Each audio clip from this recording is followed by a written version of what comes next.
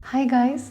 आज हम बात करेंगे जो एक सबसे इम्पोर्टेंट क्वेश्चन रहता है सबके माइंड में कि हम अपनी इंग्लिश को कैसे सुधारें या हम इंग्लिश कैसे सीखें। इसके लिए सबसे पहले तो आपको अपने जीवन में एक चीज़ लेकर के आनी होगी और वो है ये नियम, nothing changes if nothing changes. इसका क्या अर्थ है? कुछ भी नहीं बदलता यदि कुछ नहीं बदलता। मतलब अगर आप अपनी आदतें नहीं बदलेंगे तो जो आप अपने जीवन में सुधार चाहते हैं वो नहीं आएगा। सही है। इसका अर्थ ये है कि कुछ भी चीज़ को बदलने के लिए, कुछ भी नया सीखने के लिए आपको दो चीज़ें अपने जीवन में लानी होगी। Two things that you need to bring into your life. वो क्या है? डिसिप्लिन और मोटिवेशन। डिसिप्लिन का हिंदी में क्या अर्थ होता है? देखो, इतनी अंग्रेजी तो आती है कि डिसिप्लिन का मतलब नहीं पता चल रहा। अनुशासन, यानी कि एक रेगुलर मोमेंटम में रेगुलर चीज़ें हम अपनी डेली लाइफ में इम्बाइब करें। जो भी महान लीडर्स रहे हैं वो ये डिसिप्लिन फॉलो करते हैं। और दूसरा क्या है? मोटिवेशन, यानी कि आपके जीवन में प्रेरणा का होना। प्रेरणा का मतलब ये मत मानना कि कोई गर्लफ्रेंड होनी चाहिए जिसका नाम प्रेरणा हो। प्रेरणा का मतलब है कि कोई चीज़ जो आपको उत्तेजित करती है, जो आपको मोटिवेट करती है, जो आपको कहती है कि नहीं, मुझे ये सीखना है। जैसे कि मान लीजिए आपका सपना है कि आपको किसी बाहर देश में बहुत बढ़िया यूनिवर्सिटी में जाके पढ़ना है, तो ये सपना आपको प्रेरित करेगा। ठीक है। और दूसरी जो चीज़ है वो है त्याग ही भाग्य का आधार है। इसका मतलब कुछ पाने के लिए आपको कुछ खोना नहीं है, लेकिन कुछ त्याग करना होगा। जैसे कि सर्दियों में बड़ी ठंड होती है, रजाई में से निकलने में बड़ी मेहनत लगती है, लेकिन अगर सपना है, मोटिवेशन है, तो रजाई त्यागनी पड़ेगी और तभी आपको सफलता मिलेगी। आज हम चारों foundational skills, reading, listening, writing और स्पीकिंग के एक एक महत्वपूर्ण टिप आपके साथ शेयर करेंगे। एक एक क्यों? क्योंकि हमें चलना सीखना है। अभी हम दौड़ेंगे नहीं, मैराथन नहीं जाएंगे कि हमें 21 किलोमीटर या 42 किलोमीटर। बेबी स्टेप्स लेंगे हम। ठीक है।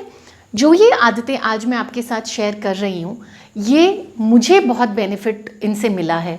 बचपन से, नॉट एग्जैक्टली क्योंकि बचपन से तो किसी की इंग्लिश बहुत अच्छी नहीं होती, लेकिन 5th-6th स्टैंडर्ड के आसपास मैंने कुछ कुछ चीज़ें अपने टीचर के कहने पे अपने जीवन में लानी शुरू करी एंड आज मैं यहाँ खड़ी हूँ आप सबके सामने। तो सबसे पहले शुरू करते हैं first foundational skill, reading. Reading सबसे पहले क्यों?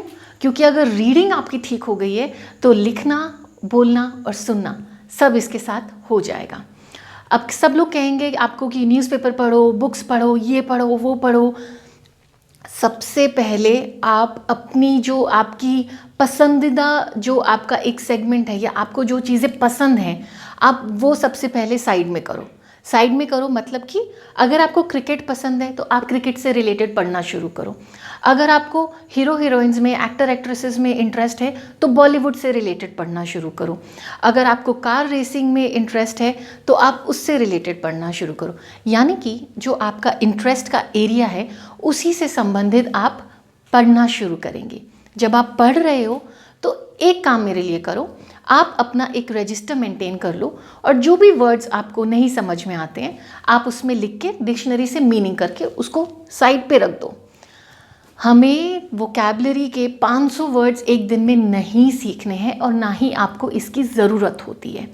आप ये मान के चलिए, इंग्लिश एक लैंग्वेज है, एक भाषा है, लेकिन उसे कम्युनिकेट करना, उसे दूसरों के साथ बातचीत में लेके आना एक आर्ट है, एक कला है।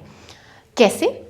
हर व्यक्ति अलग तरीके से तैयार होता है, सेम ही ड्रेस को अलग तरीके से पहन लेता है। उसी तरह से हम एक ही आइडिया को अलग तरीके से व्यक्त कर सकते हैं। जो हमें लेके आता है हमारी सेकंड जो स्किल है, स्पीकिंग, उसके ऊपर। स्पीकिंग के लिए one tip that I am sharing with you today is, अपने आप से अंग्रेज़ी में बात करना शुरू करिए। अगर आप शीशे के सामने खड़े होकर बात कर सकते हैं जहाँ पे आपके घर वाले सोचेंगे कि अरे इन्हें क्या हो गया है, लेट इट बी। हमने दुनिया के बारे में नहीं सोचना, हमें अपनी प्रोग्रेस के बारे में सोचना है।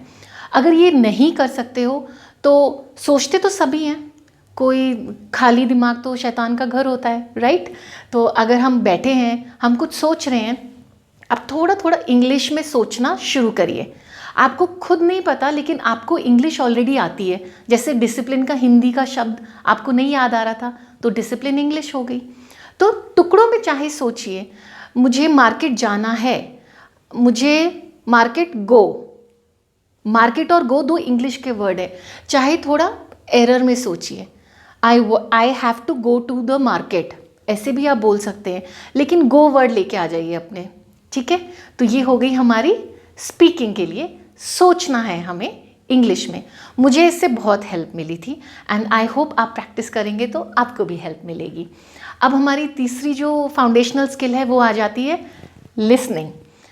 लिसनिंग के लिए सबसे मज़ेदार तरीका है, आपका जो भी फेवरेट एक्टर है, आपका जो भी फेवरेट आइकॉन है, या आपका कोई भी फेवरेट लीडर है जिसे आप पसंद करते हैं, आप उनकी स्पीच सुनना शुरू कर दीजिए, या उनके जो उन्होंने इंग्लिश में इंटरव्यूज़ दिए हैं वो सुनना शुरू कर दीजिए। इससे क्या होगा, इससे आपका इंटरेस्ट बना रहेगा। आप मान के चलिए, यदि आप अपने इंटरेस्ट के हिसाब से लिखना, पढ़ना, बोलना सीखेंगे तो आपको उसमें ज़्यादा मज़ा आएगा और आपका मन भी लगा रहेगा। हमेशा अगर आप इंटरेस्ट से बाहर कुछ करेंगे तो वो बहुत फोर्सफुल लगता है। हैबिट क्रिएट करने के लिए, अपने माइंड को बताने के लिए कि मैं अब इस डिसिप्लिन मोड में जा रहा हूँ, मैं इस डिसिप्लिन मोड में जा रही हूँ, तो अपने इंटरेस्ट के हिसाब से करना। मुझे जैसे लीडर्स के बारे में पढ़ना लिखना बड़ा अच्छा लगता है। मैंने अभी रिसेंटली मिशेल ओबामा की जो बुक है बिकमिंग मिशेल ओबामा वो पढ़ी, और मैं आपको बता नहीं सकती हूँ मैंने कितने सारे नए वर्ड्स उससे सीखे हैं। इसी तरह से अपने इंटरेस्ट के हिसाब से आपको करना है and learning is an ever going process. आप इंग्लिश एक दिन में, एक महीने में, एक साल में नहीं सीख सकते। दिग्गजों की भी जो इंग्लिश है वो अपडेट होती रहती है। तो दिस इज़ हाउ इट इनकलकेट्स, आपकी जीवन शैली में अपने आप ये चीज़ें आ जाएंगी। 3 स्किल्स हो गई, लास्ट कौन सी रह गई? राइटिंग। राइटिंग के लिए आपको अगर हो सकता है तो अपनी एक डायरी आप मेंटेन कर लीजिए। जो आपके मन में विचार आते हैं उनको टूटी फूटी इंग्लिश में लिखना शुरू कर दीजिए। ऐसा क्यों कह रही हूँ? क्योंकि राइटिंग थोड़ी सी डिफ़िकल्ट हो जाती है, जिसके लिए आपको ग्रामर का जो बेस है वो स्ट्रॉन्ग करना पड़ता है। सही है? नो टेंशन, मैं ग्रामर भी आपको सिखाऊंगी, parts of speech, noun, pronoun, is, am, are, सब कुछ कवर होगा। लेकिन ये जो 4 टिप्स मैंने आपको दी हैं, ये पहला वीडियो है इन टिप्स से रिलेटेड, इसीलिए सिंगल टिप आपको दी है। आपने बस 1 टिप को लेकर के अपनी हैबिट बनानी है, डिसिप्लिन बनाना है एंड ट्रस्ट मी, आप मेरे कहने पे हफ्ता 10 दिन ये चीज़ करके देखिए and I am pretty sure you are going to thank me for sharing these tips with you. इसका मतलब जो मैंने अभी इंग्लिश कही कि जब आप ये अपनी जीवन शैली में आदतें ले आएंगे तो हफ्ते 10 दिन के बाद आप खुद कमेंट करेंगे कि इससे हमें काफ़ी सहायता मिल रही है। आप चारों एक साथ नहीं शुरू करना चाहते, कोई बात नहीं, अपने टाइम के अनुसार पहली, दूसरी, तीसरी जो भी आपको करनी है आप करिए। लेकिन क्योंकि हमें चारों ही स्किल्स इम्पॉर्टेंट है, मैं आपको सजेस्ट करूँगी कि आप ये चारों टिप्स चारों ही स्किल्स के लिए अपने जीवन में ले आइए। डिसिप्लिन के साथ चलिए, मोटिवेटेड रहिए और चेंज करिए। I am definitely telling you, पक्का आप इंग्लिश बेहतर कर लेंगे। आप मेरे साथ बने रहिए, हम आने वाले वीडियोज़ में जो बेसिक्स हैं ग्रामर के वो कवर करेंगे। Thank you.